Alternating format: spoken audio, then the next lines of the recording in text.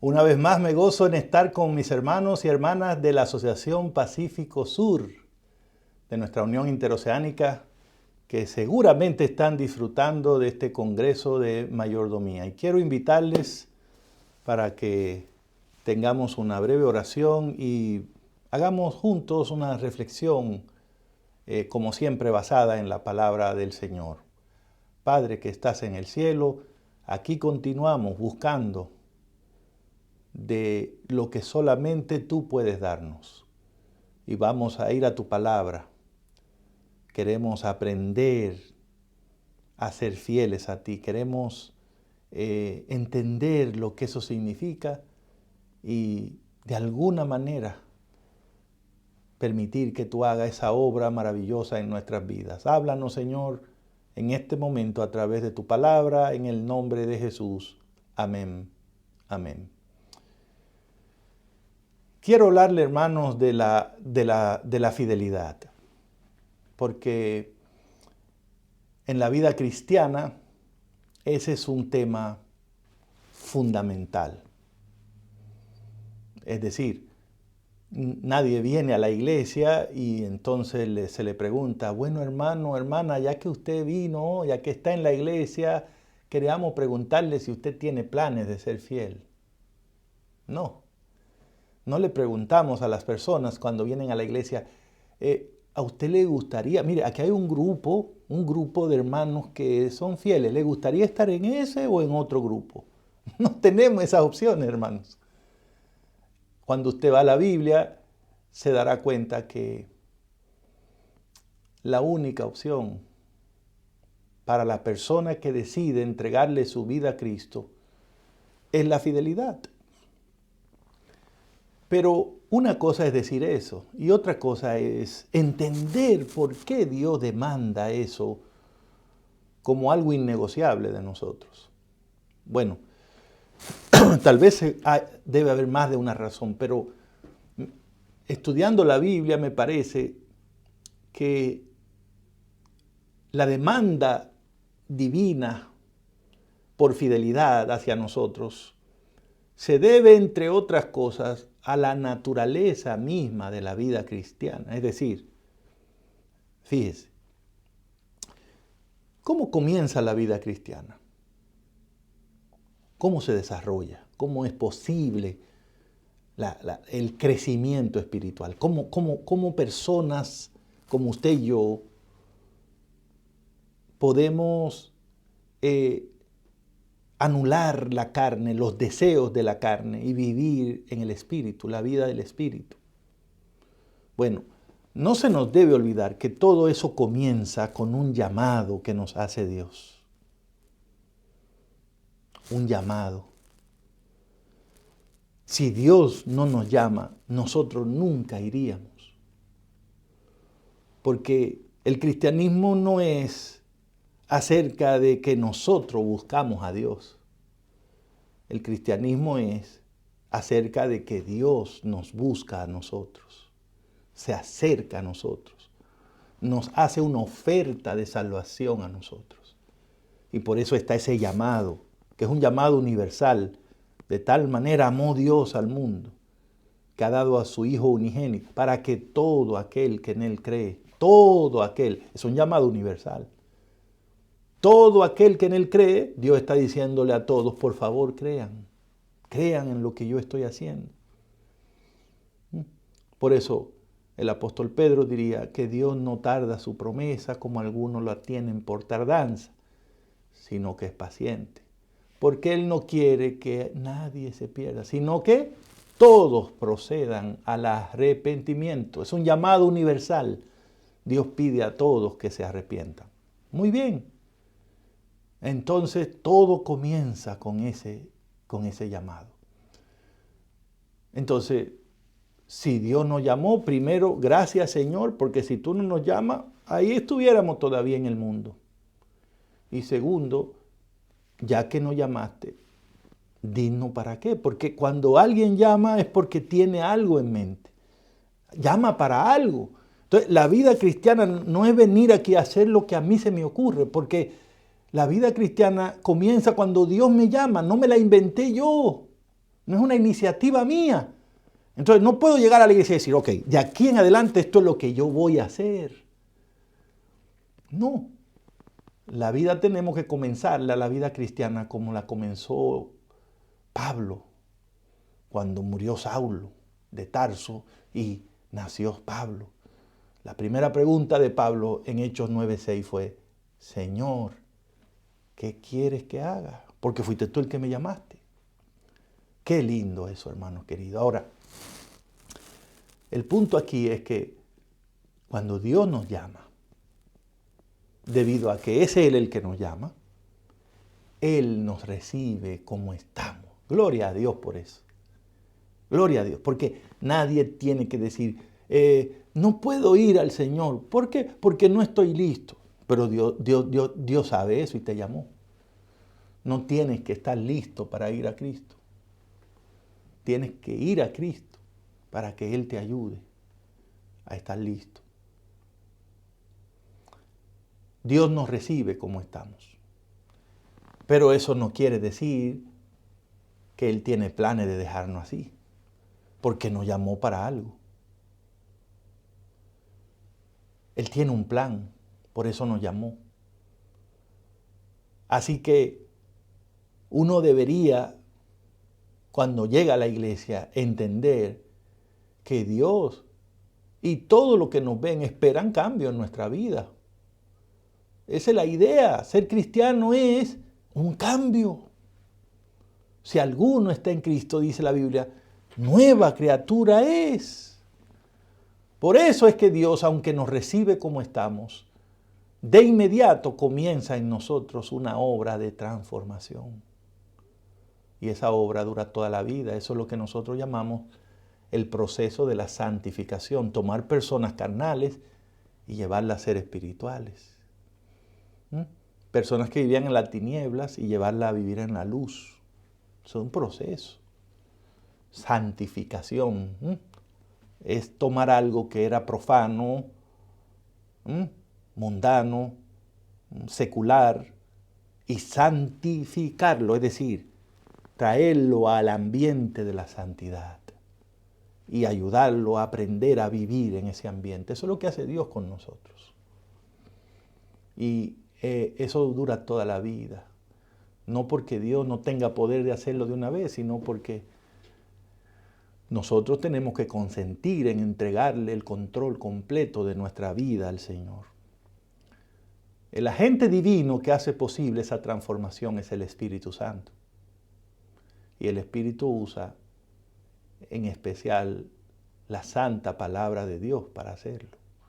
Por eso el que no tiene el Espíritu de Dios, dice la Biblia, el tal no es hijo de Dios. Porque no se puede ser cristiano sin el Espíritu Santo. No se puede. Por eso en Hechos 2:38 la Biblia dice, arrepentíos y bautícese cada uno para perdón de los pecados y recibiréis el don del Espíritu Santo. Tan pronto le entregamos nuestra vida a Cristo, Cristo no solo que acepta esa vida, sino que Él mismo viene a vivir en nosotros por medio de su Espíritu. ¿Para qué?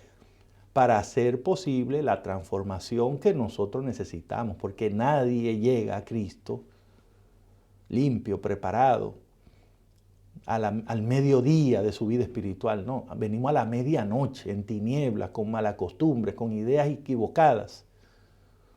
Y Dios tiene que cambiar todo eso. El Espíritu Santo trabaja en nosotros, usa la santa palabra de Dios, porque ahí es donde está revelada la voluntad de Dios. Y por eso tampoco se puede ser cristiano sin estudiar la palabra de Dios y ponerla en práctica. Eso no tiene sentido meterse a la iglesia si usted no tiene planes de tomar la palabra de Dios en serio, estudiarla, leerla y tratar con la ayuda de Dios de practicar lo que usted aprenda por medio de esa lectura. Pero la Biblia es donde Dios tiene revelado lo que Él quiere que nosotros hagamos. Por eso es útil para enseñar, para redarguir, para corregir, para instruir. Todo lo que necesitamos está ahí. Lo que necesitamos, no lo que nos imaginamos, no lo que yo quisiera ver, no, lo que necesitamos. Porque esa transformación cubre todas las áreas de nuestra vida. El cristianismo no es un remiendo que Dios quiere ponerle a la vida de nosotros, es una transformación. Si alguno está en Cristo, nueva criatura. Las cosas viejas, eso se acabó. Ahora Dios las hace nuevas. ¡Uf! ¡Qué cosa más linda, hermanos! Esa es la vida cristiana. Esa es la vida cristiana. Y quiero que sepan una cosa, hermanos. En ese proceso de transformación que Dios lleva a cabo en nosotros, Él se ha comprometido a estar con nosotros todos los días hasta el fin del mundo. Por eso es que Filipenses 1:6 dice que el que comenzó la obra la va a terminar, porque es que Él no nos deja nunca, no nos abandona nunca. Él está ahí siempre. Y la pregunta que viene al caso ahora es, oiga, si Dios nos llama, si nos recibe así como estamos, pero de inmediato comienza a transformarnos, si Él mismo vive en nosotros a través de su Espíritu, si nos ha dado su palabra para que sepamos por qué camino andar y cuál es la verdad y todo eso, y no se despega de nosotros, la pregunta es, ¿qué pide Él entonces de nosotros? ¿Qué espera Él como respuesta a todo eso? ¿Qué es la parte de nosotros en todo esto que llamamos vida cristiana? Pues hermanos, lo único que Dios pide de nosotros es fidelidad. Fidelidad. Y por eso les decía, la fidelidad es un tema fundamental en la vida cristiana. Fidelidad quiere decir que Dios espera que nosotros nunca nos soltemos de Él. Que Dios espera que cuando Él nos indique una cosa, nosotros la hagamos. Eso es fidelidad. Que Dios espera que nosotros seamos confiables para Él. Que Dios entienda que nosotros tenemos un compromiso de exclusividad con Él. Que Él es nuestro único Dios. Que nosotros creemos que lo que Él dice es correcto, tiene sentido. Y que podemos arriesgarlo todo para hacerle caso a su palabra. Fidelidad quiere decir que Dios espera que nada ni nadie nos separe de Él. Eso es todo lo que pide Dios. Y todo lo demás lo hace Él. Por eso Pablo en 1 Corintios capítulo 4, versículo 1 y 2 dice, téngannos los hombres por servidores de Cristo y administradores de los misterios de Dios. Pero ahora bien se requiere de cada administrador, de cada hijo de Dios, que sea hallado fiel. Entonces, ¿qué significa esto? Que la fidelidad no es una opción. No. No es que tenemos la fidelidad y 2 o 3 cosas más. No, la fidelidad es el mínimo requerido de parte de Dios para los que han decidido ser cristianos. Los que han decidido entregarle su vida a Cristo, se requiere que sean fieles.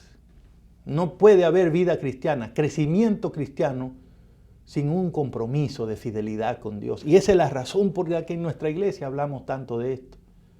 No es que a la iglesia le va a pasar algo, es que sería estar jugando a la iglesia, alguien que se meta a ella, pero no tiene planes de hacerle caso a Dios ni de obedecer cuando Dios habla. Eso no tiene sentido. No tiene sentido, hermanos. Se requiere que seamos fieles a Dios. O sea, se requiere que tomemos en serio cuando Dios habla y que practiquemos lo que Él nos enseña y que abandonemos lo que Él pida que abandonemos. Y cuando Él nos dé una orden, de eso se trata la vida cristiana.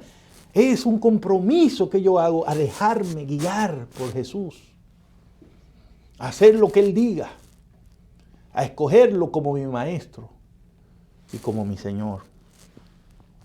Entonces, permítanme mostrarles en la forma más breve posible 3 aspectos de la fidelidad bíblica. Lo quiero hacer por medio de relatos o historias bíblicas que ilustran esos aspectos a lo que yo quiero referirme ahora mismo, para que entendamos, ojalá con la ayuda de Dios, un poco mejor cómo es que funciona realmente la fidelidad.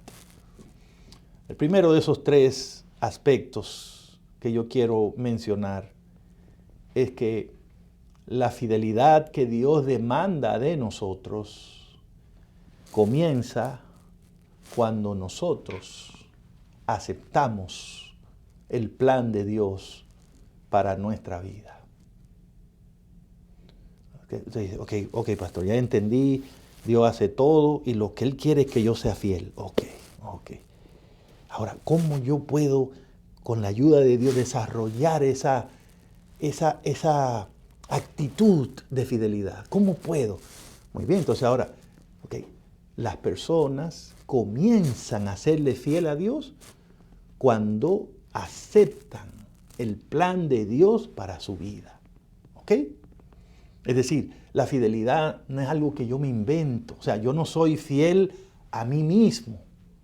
No soy fiel a mi mente. No soy fiel a mis deseos. No. Es fiel a Dios. Oiga bien, fiel a Dios. Entonces, si es fiel a Dios que debemos ser, hay que averiguar qué es lo que Dios quiere que yo haga.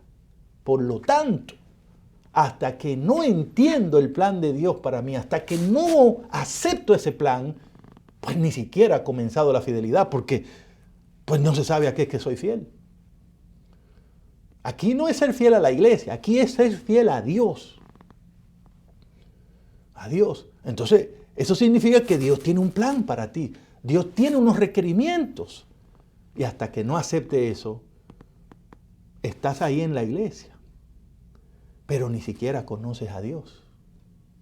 Y por lo tanto, tu vida de fidelidad ni siquiera ha comenzado. Y quiero que sepa que esta no es una situación nueva.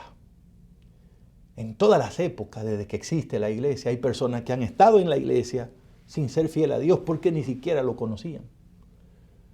Pero cuando se ha producido ese encuentro personal con Cristo, cuando entienden cuál es el plan que Dios tiene para ellos, entonces sí, tienen algo con lo que comprometerse, algo para decirle a Dios, sí, yo quiero, yo acepto, yo voy a seguir ese plan. Hay una ilustración para mí en el libro de Hechos, en el capítulo 9, donde se nos narra el momento cuando el Señor Jesús decide encontrarse frente a frente con Saulo de Tarso, un señor religioso, muy religioso del judaísmo. Evidentemente un fanático religioso. Él decía que creía en Dios, defendía su fe en Dios.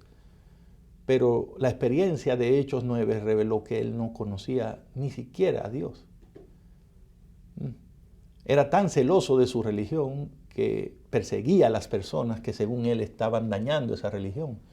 Y en el capítulo 9, cuando Jesús se encuentra con él, precisamente iba camino a la ciudad de Damasco. ¿Para qué? Para tratar de apresar a un grupo de personas que según él, metidos en una secta cristiana, estaban dañando al judaísmo. Y al mediodía, el relato cuenta que una luz más brillante que la del sol del mediodía le cercó y le dañó la visión, lo cegó momentáneamente y cayó al suelo. Y entonces aquí ocurrió algo grande porque él escuchó una voz sobrenatural impresionante que le dijo, Saulo, lo llamó por nombre, lo conocía, Saulo, ¿por qué me persigues? Y entonces la respuesta de Saulo en Hechos 9, verso 2 fue, ¿quién eres, Señor? Y sabemos que Saulo no conocía a Dios porque cuando él preguntó eso, la respuesta que vino fue, yo soy Jesús, a quien tú estás persiguiendo. Y eso es imposible, le dijo, es como dar golpes contra una puya, contra una punta, te vas a herir, te vas a dañar, no puedes conmigo, Saulo.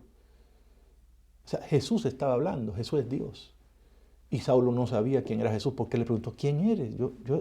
Esa voz yo no la conozco. Pero en este caso Dios se reveló a él porque no era una curiosidad. Saulo sabía que estaba frente a algo que nunca había visto y quería saber porque era un hombre sinceramente equivocado. Era fiel a él, fiel a una religión, pero no conocía a Dios. Entonces Dios ahí se le reveló, yo soy Dios y así, tú estás mal y no debes hacer lo que haces. Entonces cuando Saulo por fin entendió que Dios es algo personal, un ser personal que quería una relación con él, que tenía un plan para él y que el plan de Dios para él no era andar persiguiendo a cristianos ni juzgando a las personas en función a su fe, a su religión. Cuando él entendió que Dios tenía otro plan para él, ahí murió Saulo y nació Pablo, el apóstol más grande que ha visto esta iglesia. Pero ahí está esa pregunta de Saulo en el verso 6 del capítulo 9. Señor, ¿qué quieres que haga? Hermano, ahí comienza la fidelidad. ¿Quieres ser fiel a Dios? Entonces tienes que preguntarle a Dios, Señor, ¿qué quieres que haga? Pero claro, no vayas a esperar que te vas a oír una voz como la que oyó Saulo. Esa es una historia dramática en la Biblia. Un momento grande, especial, que Dios decidió hacerlo así. Porque estaba escogiendo un instrumento que, como sabemos después, ¿verdad?, sería algo extraordinario. Pero a ti ni a mí el Señor tiene que hablarnos así, porque gracias a Dios tenemos la santa palabra de Dios. En la Biblia está toda la información, todo lo que Saulo después supo. Además, él mismo escribió un montón de cosas ahí que ahora nosotros podemos saber. Ahora sí sabemos nosotros, mucho más que Saulo. Si queremos, ¿cuál es la voluntad de Dios? Elena de White dijo, nunca antes como en este tiempo Dios le había revelado a sus hijos su voluntad. Hay mucha luz, hay mucha información. Pero qué cosa más rara, mientras más información da Dios de lo que Él quiere para nosotros y con nosotros, como que más se desarrolla la tendencia de los seres humanos a pensar que yo vivo mi vida como puedo, incluso mi vida cristiana. Y yo sé, yo estoy en la iglesia, pero eso es como se pueda, al paso. Yo no voy a complicarme con tantas cosas. Y oigo sermones y cosas, pero yo no todo lo que dicen lo agarro, ¿no? Y leo la Biblia, pero algunas cositas las hago, otras no. Pero Dios se ha revelado, Dios ha dicho su voluntad. ¿Por qué? Porque en el concepto de Dios, la vida cristiana no es así, como me gusta esto, pero esto no. Practico esto, pero esto no. No, Dios ve la vida cristiana como un grupo de personas que están dispuestos a hacer lo que Él diga. Y esos son los fieles, o sea, los que confían en Dios y no se les salen ni a derecha ni a izquierda. Es el tipo de iglesia que Dios visualiza. No es gente viniendo a ver qué encuentran y de lo que encuentren a ver lo que me guste. No, no, no, no. Así no se crece en la vida espiritual. Así no se puede ser fiel a Dios. La vida cristiana, más que el día de tu bautismo, comienza el día en que tú con sinceridad le preguntas a Dios, ok, Señor, dime, ¿qué es lo que tú quieres que yo haga? Yo voy a estudiar tu palabra. Yo quiero entender lo que tú quieres. Que en mi matrimonio, ¿qué tú quieres, Señor?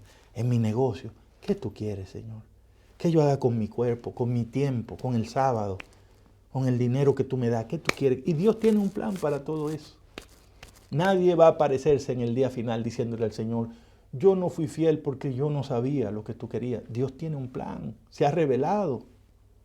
Y por eso, esa es una de las grandes bendiciones de ser parte de la iglesia. La iglesia nos ayuda predicando a saber cuál es el plan de Dios. Y de eso es que resulta la fidelidad. Fidelidad es seguir el plan de Dios. Eso es fidelidad. No es que yo me pasé 50 años en la iglesia. Ese hombre fiel, mira, tiene 50 años en la iglesia. No, posiblemente tengo 50 años haciendo las mismas cosas, con la misma terquedad, viviendo como se me ocurre. Pero ser fiel es hacer lo que Dios dice, cumplir el plan de Dios en mi vida. Ahora viene el punto número 2 que quiero decirte. Si la fidelidad comienza cuando aceptamos el plan de Dios para nuestra vida, como comenzó en el caso de Pablo, fue ahí después de preguntarle, ¿qué tú quieres que haga? Lo que vino después de ahí, hermano, qué grande fue. Pues quiero decirte que esa fidelidad que Dios demanda de nosotros crece, se desarrolla cuando demostramos con hechos lo que decimos con palabras. El cristianismo, hermanos, no es una religión de frases bonitas. No es publicar algo en mi Facebook que diga algo lindo de mi Dios. No, mucha gente quiere vivir una vida cristiana de pensamientos bonitos, de que yo soy, que el guerrero, que sé yo cuánto. Si usted quiere, no diga muchas cosas, pero haga lo que dice. Haga lo que dice.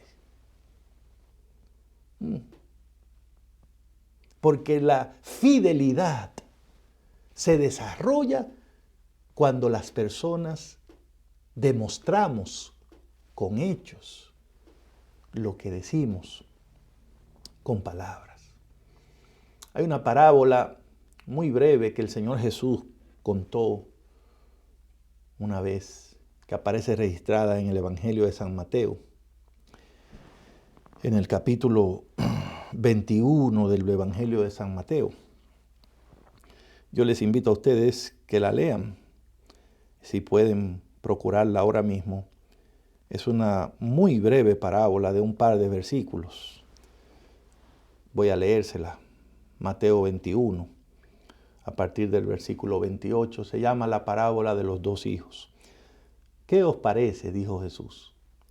Un hombre tenía dos hijos, y acercándose al primero le dijo: Hijo, vete hoy a trabajar en mi viña. Y ese hijo, el mayor, le respondió: no quiero ir. Pero después de decir que no, se arrepintió y fue. Y entonces después el papá se acercó al menor de los dos hijos. ¿Y qué le dijo? Lo mismo. Hijo, vete hoy a trabajar a mi viña. Y el muchacho, el pequeño, el más joven, le dijo: sí, papá, yo voy a ir. Pero no, nunca fue.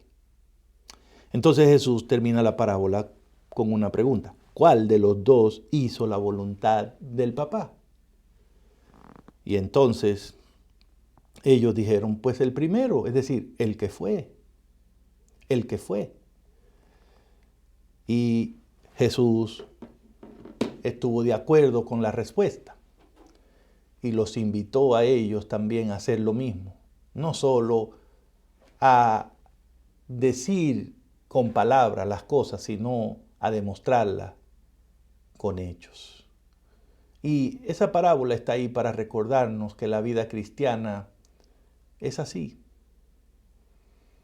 Usted quiere crecer espiritualmente como un cristiano, como una cristiana, tiene que prestar atención cuando Dios habla y poner en práctica lo que Dios le dice. ¿Usted está en este congreso? ¿Ha oído usted la palabra de Dios en este congreso? ¿Dios le ha dicho algunas cosas en este congreso?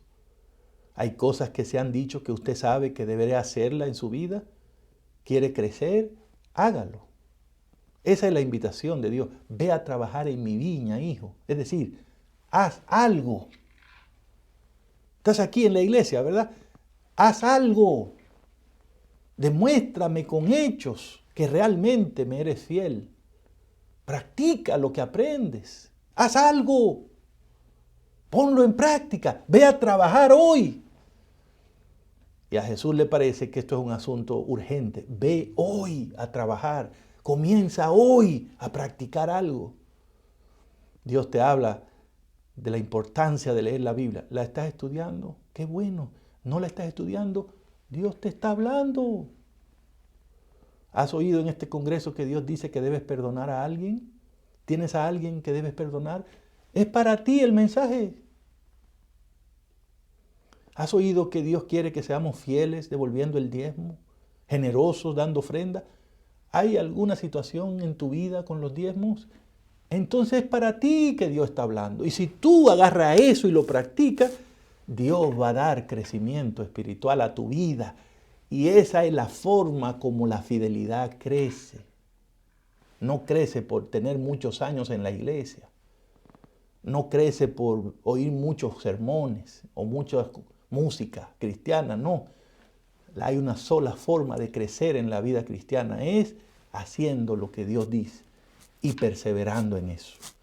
Dios habla, yo escucho o leo, lo aprendo, practico eso, Dios me da crecimiento. Dios habla, yo aprendo, practico, Dios da crecimiento. Dios habla, yo leo, aprendo, practico, Dios da crecimiento. Y entonces, hermanos queridos, llegamos al punto final, la fidelidad, que nace cuando yo acepto el plan de Dios, que crece cuando yo comienzo a practicar lo que yo digo con palabras, se completa entonces cuando yo estoy dispuesto a poner todo lo que soy y lo que tengo en las manos de Dios. Entonces ahí ya podemos decir, yo soy fiel completamente a Dios. Y es el ideal de Dios. El ideal de Dios, que lleguemos a crecer a la estatura del hombre, de la mujer perfecto en Cristo. Porque, ¿cuál es la estatura de Cristo espiritual? Que fue obediente hasta la muerte y muerte de cruz. Eso es lo que significa ser fiel. Entregarlo todo, incluso la vida si fuera necesario por Dios. Entonces, esa es una persona fiel. Así fue Cristo. Y es el plan que Dios tiene.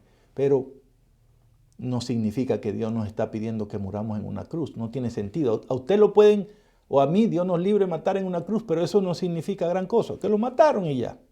La única muerte en una cruz que significa algo es la de Cristo.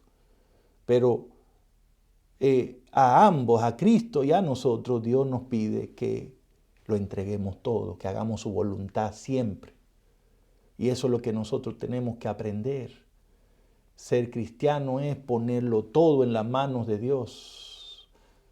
Todo, no una parte, todo. Usted ve asuntos como el diezmo, la ofrenda. Son solamente una prueba. Un plan que Dios nos da para enseñarnos poco a poco a entregarlo todo. ¿Usted cree que lo que le corresponde a Dios es el diezmo? No, a Dios le corresponde todo, todo. Pero Él nos enseña poco a poco a confiar en Él. Por eso Él dice, pruébame. Entonces nosotros decimos, ay, sí, yo soy completo del Señor. Yo completa soy del Señor. Pero nos da brega devolver la décima parte. No nos cuesta traer una ofrenda generosa. Entonces, ahí es donde la fidelidad no se completa. Dios quiere completar eso. Pero ¿sabe a dónde que Dios quiere llevarnos? A ese punto en que estemos dispuestos a darlo todo por Él. Como lo hizo Jesús. Jesús, cuando ya no tenía nada más que dar, dio su vida para cumplir el plan de Dios. Y ese es el modelo de nosotros. El modelo de nosotros es Cristo. El modelo de nosotros es Cristo. Algunos preguntan, ¿y cuánto hay que dar de ofrenda? ¿Quiere saber cuánto hay que dar de ofrenda, hermanos? Les voy a dar una idea. Mire a la cruz del Calvario. Porque en la cruz se dio una ofrenda. ¿Sabe quién la dio? Dios. ¿Y sabe cuánto Dios dio de ofrenda en la cruz? No fue el 10%, no fue el 20%, ni el 80%. Dios lo dio todo. Dio a su único Hijo por nosotros. Ahí está el modelo. Ahí está el modelo. Dios no dio una ofrenda. Dios se convirtió en una ofrenda por nosotros. Por eso Él era el Cordero de Dios. Esa idea de Cordero, ¿de dónde viene? Del santuario, porque el Cordero era la ofrenda. Cristo fue la ofrenda. Él no dio una ofrenda. Así que, ¿sabe cuál es la ofrenda que Dios quiere de ti? La ofrenda eres tú. Dios nos acepta esa ofrenda y el diezmo que devolvemos. Pero el plan de Dios no es eso. El plan de Dios es que nos entreguemos completo. Porque cuando eso pase, quedará evidenciado en todo el universo que somos fieles a Dios. ¿Y qué va a pasar con los fieles? Dice la Biblia, Apocalipsis 2:10. Sé fiel hasta la muerte y yo te daré la corona de la vida. Hermanos, me parece que el tema de la fidelidad es muy lindo, muy lindo. y muy importante, muy espiritual. Y quiero que reflexionemos en eso, cómo Dios nos trae hasta este punto para ayudarnos, bendecirnos, y cómo Él solo requiere de nosotros que nos mantengamos fieles. Y quiero que le pidamos junto a Dios que Él permita que esa fidelidad comience en nosotros. Seamos hombres y mujeres que no estemos pensando en qué me conviene o qué quiero hacer, sino en qué quieres que haga, Señor. Y que seamos hombres y mujeres que vayamos a la viña, es decir, que hagamos algo con lo que recibimos de Dios, que hagamos algo con lo que sabemos de Dios. ¿Tiene algo para cantar? Cántalo. ¿Tiene algo para decir? Dilo. ¿Tiene algo para dar? Dalo. Haz algo. Ve hoy a trabajar a mi viña. Hasta ese día que yendo tanto y haciendo algo, podamos decirle al Señor, yo completo, completa soy tuyo, Señor, para siempre. Entonces ese día el Señor nos recibirá en el cielo y nos dirá, bien hecho, siervo fiel. Sobre poco has sido fiel, sobre mucho te pondré. Entra en el gozo de tu Señor. Que esa sea la experiencia de todos nosotros, hermanos. Oremos. Gracias, Señor, por tu palabra. Gracias por animarnos a ser fieles. Hazlo una realidad. Ven, vive en nosotros. Enséñanos a confiar en tu plan, a practicarlo cada día y a entregarnos por completo antes que sea tarde. Que todo el que ha venido a este congreso pueda estar algún día también en el reino de los cielos. Esa es nuestra oración, en el nombre de Jesús. Amén. Amén. Dios les bendiga.